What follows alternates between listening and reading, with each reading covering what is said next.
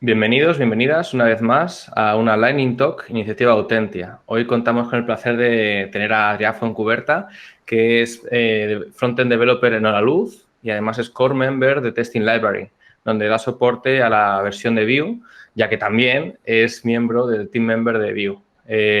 Además le interesa la arquitectura, comparte conocimiento en charlas y se mueve muchísimo en el sector.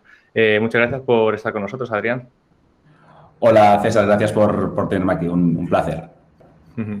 ¿Cómo es pertenecer a un proyecto open source tan grande como Testing Library?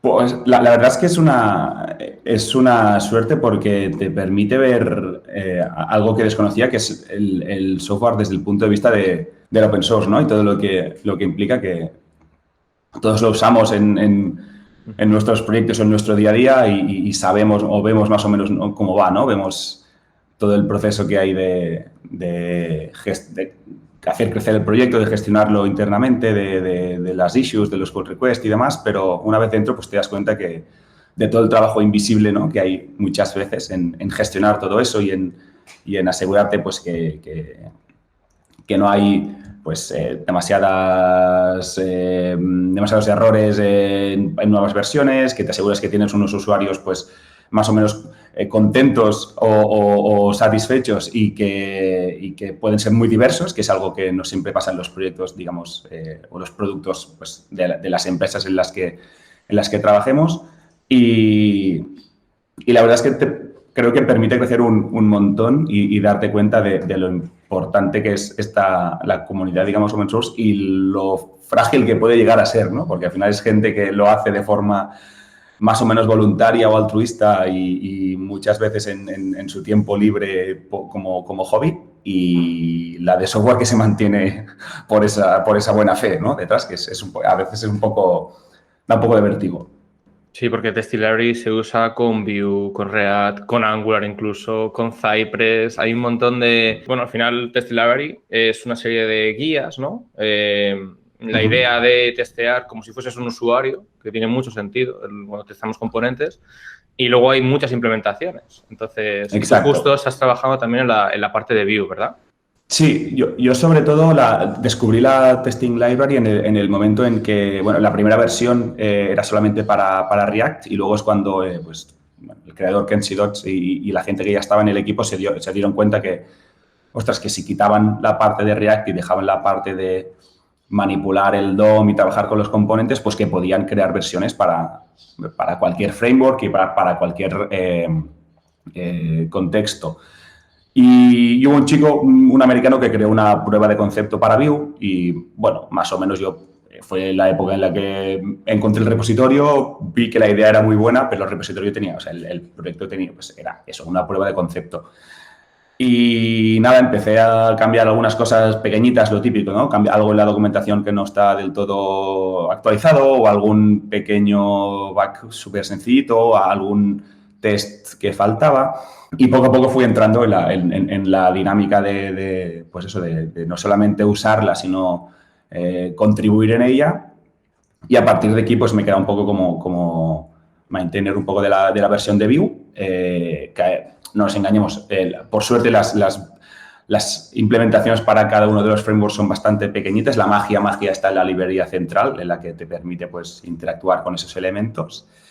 Y nada, es un ecosistema muy grande en el que no solamente están las versiones para frameworks, sino un montón de librerías y herramientas en el propio ecosistema que apuestan por dar no solamente test que sean robustos y lo que comentabas, César, ¿no?, enfocadas al usuario, que evidentemente es el principio básico de la librería, sino también muy enfocados a la accesibilidad y a la developer experience de los desarrolladores y las desarrolladoras que lo usen, porque el testing es algo que en front, pues digamos que vamos con un poco de retraso, ¿no?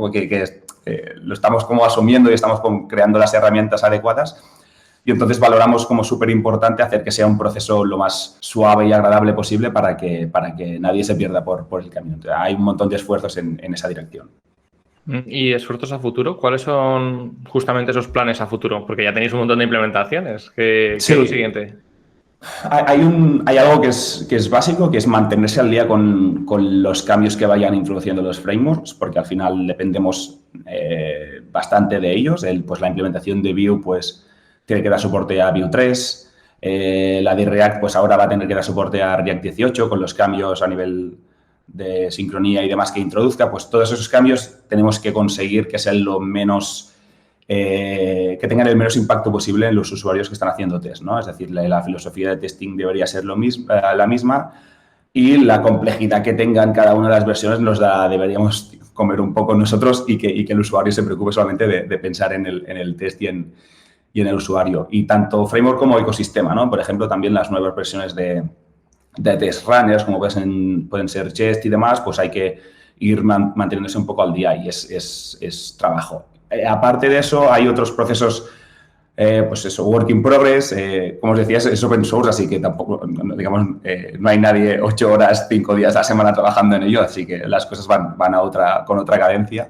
Pero bueno, hay ideas y procesos ya iniciados de migrar partes del código a TypeScript, por ejemplo, y también ampliación de algunas de las queries o las herramientas enfocadas a accesibilidad que ya tenemos. Hay muchas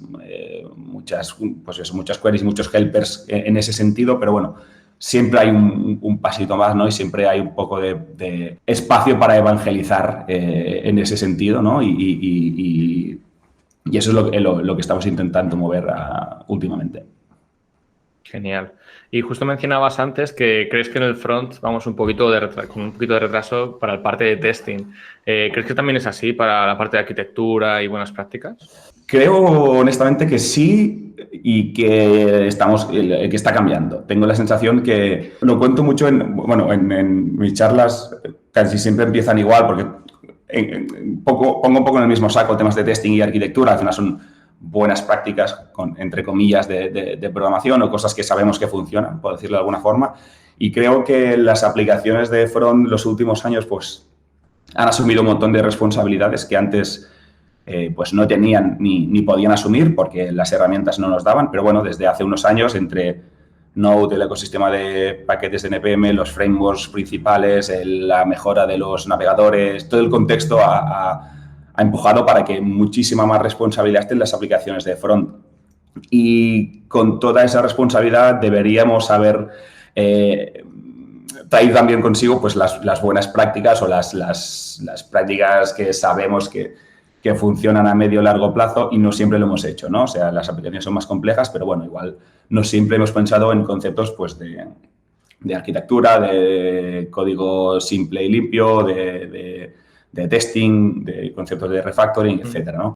De capas, por ejemplo, separación por capas. Eso... Exacto, todos esos patrones que al final no dejan de ser patrones y que no siempre los mismos van a funcionar en cualquier contexto, ¿no? Pero sí que tener esas ideas o pensar en términos de desarrollo de software, ¿no? No solamente de maquetación, con el máximo respeto a maquetación, que lo he hecho siempre, que me encanta y que estoy súper a gusto, pero las aplicaciones cada vez son más complejas y necesitamos un poco más, creo, de estructura o de algo que pueda evolucionar en el tiempo sin que sea un dolor a las semanas o meses.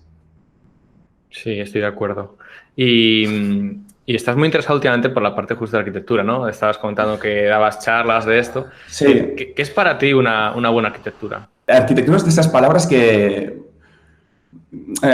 chirrean un poco, ¿eh? Y lo digo después de haber puesto arquitectura en el título de las charlas y los posts, o sea que soy el primero que luego digo una cosa y hago la otra, pero tiene ese problema que es como que invoca imágenes de gente importante haciendo cosas importantes, ¿no? Más allá de PowerPoints, ¿no? En PowerPoints sí. súper complejos, con muchas líneas y grafiquitos, ¿no? Gente en una sala que decide las cosas, las reglas, lo que puedas hacer y lo que no, para que luego los otros sean los que escriban el código, ¿no? Claro, están como meses en una cueva diseñando un PowerPoint de la hostia, te lo dan y se van y ya está. Exacto. Su labor, ¿no? Hasta el siguiente PowerPoint, exacto. Entonces, claro, me gusta entender arquitectura distinto, ¿no? Como, o sea, igual esta metáfora de arquitectura no es la palabra más adecuada, no sé si hay otra, pero lo entiendo como...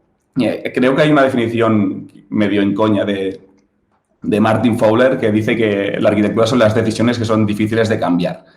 ¿no? Es cosas que, hostia, si ahora tengo, por ejemplo, ¿no? Tengo que cambiar el lenguaje de programación, por decir algo, o si voy a usar microservicios o voy a usar una arquitectura por capas o voy a usar no sé qué, pues cambiarlo de un día para otro, pues, hostia, pues es complicado, ¿no? Entonces, todas esas decisiones que son más complicadas y que tienen mucho impacto, pues es lo que podríamos llamar arquitectura. Entonces, es algo que evoluciona, no es algo que esté grabado en piedra. Por eso la metáfora con la arquitectura que viene de construir edificios y tal, no tiene sentido porque haces un plano claro, ¿no? Siempre hago la misma coña. No, ¿cómo nos vamos a comprar con arquitectura si nosotros podemos coger una pieza de código, moverla a otro sitio, cambiar de dónde se llama, cambiarle el nombre? Y es casi gratis. Y pídele a un arquitecto que cambie el baño de un sitio a otro de la casa, ¿no? Y que luego lo construyan de nuevo. No tiene el mismo coste, así que es fundamentalmente distinto. Pero bueno, la idea sí que es, por lo menos, promover prácticas o ideas que han pasado, digamos, un poco la prueba del tiempo y que ayudan a mantener una calidad interna del código alta, ¿no? Que eso, al final, estamos en esto por el delivery y el valor y la iteración de features, y tener una calidad interna alta permite tener un delivery más alto y iterar más rápido, porque hay menos piezas que se muevan cuando no hace falta, hay menos conceptos a mantener, ¿no? Entonces, para mí, arquitectura va ligado pues a la estructura de capas, por ejemplo, como una de las implementaciones, pero porque conceptualmente tiene sentido para eso. Va muy ligado al refactoring, va ligado a testing también, ¿no? Todas esas herramientas que hacen que el código esté cohesionado, ¿no? Que se entienda el lenguaje y que te permita trabajar en esa aplicación pues durante un periodo de tiempo el que necesite el negocio o el producto, lo que sea. Claro, porque si nos diese una hoja de requisitos donde estuviese súper explicado lo que tienes que hacer y nos dicen, haz esto y esto nunca va a cambiar, jamás.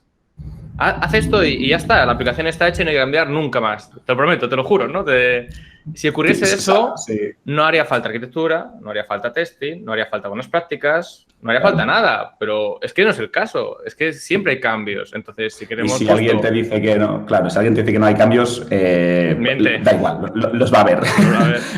Aún no lo sabe, pero los va a ver. Claro, entonces la arquitectura justamente lo que te da es que sea fácil de cambiar. Entonces... Claro. Muchas veces enfocamos el debate de arquitectura o de hacer bien las cosas, y vuelvo a poner comillas porque es relativo, desde un punto de vista casi pues de amor propio o moral, ¿no? Es que, claro, yo soy developer y software engineer y tengo que hacer bien las cosas. Que parece una decisión técnica cuando realmente no lo debería ser. Es una decisión casi de negocio, porque es lo que le va a permitir al negocio avanzar y tirar rápido. Es una decisión de dinero, no sé, de costes, vaya, lo que sea, ¿no? Es hacer una pequeña inversión al principio o una inversión constante de mantener pues la cosa un poquito ordenada y controlada y con las ideas principales intactas, para que dentro de semanas, dentro de meses, el coste de hacer una feature o el coste de iterar una feature sea, pues, por lo menos el mismo que hoy, ¿no? Y si no mejor, porque las piezas ya están en su sitio y al código, la aplicación te invita un poco a añadir la siguiente de forma cohesionada. Pero claro, esto requiere un trabajo constante, por eso es algo que evoluciona, ¿no? Es algo que el primer día decidas la arquitectura y ya está, ya tengo hecho la arquitectura, mi trabajo ya está hecho, ¿no? Es una visión un poco más ágil de lo que es el código y los productos, ¿no? Que, bueno, pues que encaje con un montón de otros principios de desarrollo de software y de producto que no son los que tienen todo el mundo ni todas las empresas, pero bueno, creo que es el que funciona. Y en una aplicación, un producto que tuviese una arquitectura mala, ¿qué es lo que cambiarías principalmente para que tuviese una mejor arquitectura? Lo mínimo. Mala en el sentido de que de que tiene mucho, digamos que es muy lento añadir. Sí, que es súper difícil cambiar funcionalidad, no sabes dónde ponerla, tocas un sitio y se rompe otro, cosas así. Sí, eso que no nos ha pasado nunca, ¿no? Claro. Pues hay un montón de prácticas para trabajar en esos casos, sea aplicaciones pues legacy legacy por falta de test, o simplemente aplicaciones muy lentas. Valoraría Igual el impulso de gente es, hostia, vamos a hacer esto de cero, porque también hemos pasado todos por allí y muchas veces ese impulso no acabamos de atinar el coste que puede tener o lo que puede suponer hacerlo de cero, así que ojo con eso. Pero sí que hay prácticas de, pues, un poco de, por ejemplo, aislar la parte menos comprensible de esa aplicación, esconderla detrás de alguna, yo qué sé, de Una alguna capa, de fachada. algún... Sí, exacto, de Por algún ejemplo, el patrón que diga, patrón ostras, es un diseño fachada justo para exacto. Yo esconderlo detrás. devuelvo las 2, 3 cosas que necesito y todo ese drama, por así decirlo, está escondido ahí detrás y me olvido, ¿no? Y a partir de aquí puedo trabajar en un, pues casi con un archivo nuevo, por así decirlo, y crear una estructura más adecuada. Y poco a poco, pues ir migrando lo que necesitemos o no de esa parte, ¿no? Y si luego, pues, intentar ver qué de esos patrones puedo reaprovechar en las dos partes y ver cómo puedo mejorar esa comunicación. Esa es una idea. Pero en cualquier caso, sí que en caso de encontrar una aplicación que sea por arquitectura o sea por falta de test, lo que creo imprescindible es crear una red de seguridad inicial de unos a base de test, a base de lo que sea que nos permita pues hacer refactors. Hacer refactors sin test es saltar al vacío sin paracaídas. No son refactors, es modificar código. Correcto. Y además, pues saltar a la piscina y luego mirar si hay agua, ¿no? Después de pegar el salto. Entonces, cualquier cambio en arquitectura que no tenga una feature asociada va a ser un refactor o un rediseño, pero en cualquier caso, si no hay una cobertura de test más o menos aceptable, si no hay eso lo que comentaba, una red de seguridad que nos permita saber si me estoy cargando algo o no, va a ser complicadísimo, ¿no? Y va a ser hasta cierto punto estresante, ¿no? Esa sensación cuando estás haciendo cambios y las cosas están en su sitio, el código está estructurado, los nombres de las variables, funciones, clases y demás se entienden, los tests están donde deben que estar, añades código y todo encaja, ¿no? El test se pone en verde y el código queda como, Sí, ¿no? que En su sitio. programar de repente se vuelve aburrido. Y dices, joder, si es que esto está tan bien hecho que es que me Sí, aburro. sí, no hay emoción, ¿no? Pero está bien Está la bien, ese es el emoción. objetivo. La Sí, emoción. la emoción para fin de semana. Sí. Sí. Pues nada, muchas gracias por estar aquí con nosotros, Adrián. Y nada, esto ha sido una iniciativa de Autentia, una Lightning Talk. Y nada, esperemos verte en breves en alguna charla sobre arquitectura, sobre testing. Y nada, te seguiremos por tus proyectos open source. Así que nada, muchas gracias. Gracias a vosotros por invitarme, un placer. Adiós.